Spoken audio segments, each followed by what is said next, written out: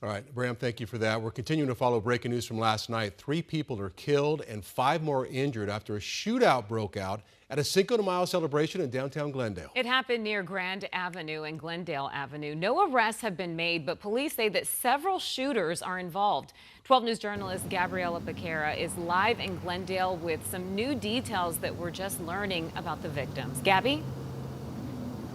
Well, Troy Caribe, after the crime scene tape came down this afternoon, friends and family of those victims came out here to pay their respects. We also heard from people who had to come back to pick up their cars. They were forced to leave them in the parking lot overnight, only to find out this morning that they were riddled with bullet holes and part of that police investigation. Everyone we spoke with say this shooting should have never happened.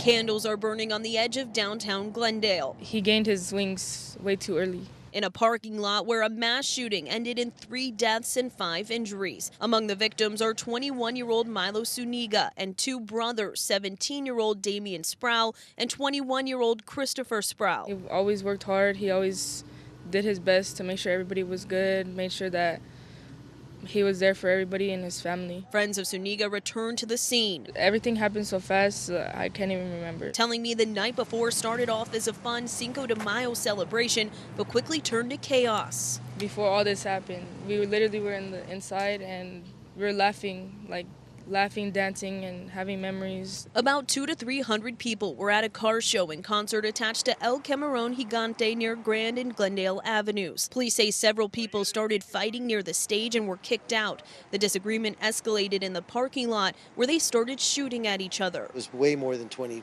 shots. It went on for a good 15 seconds, 20 seconds.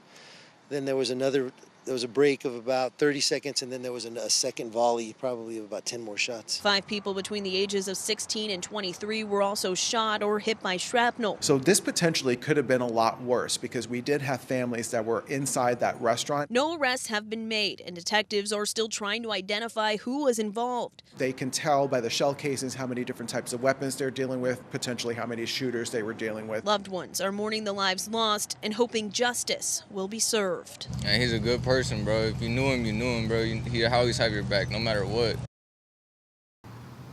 And detectives are asking for help in their investigation. Knowing hundreds of people were here last night, they're hoping someone has information or video of the shooting. If you do have information, they're asking that you call their non-emergency police line and share that with them. You can also remain anonymous to do that.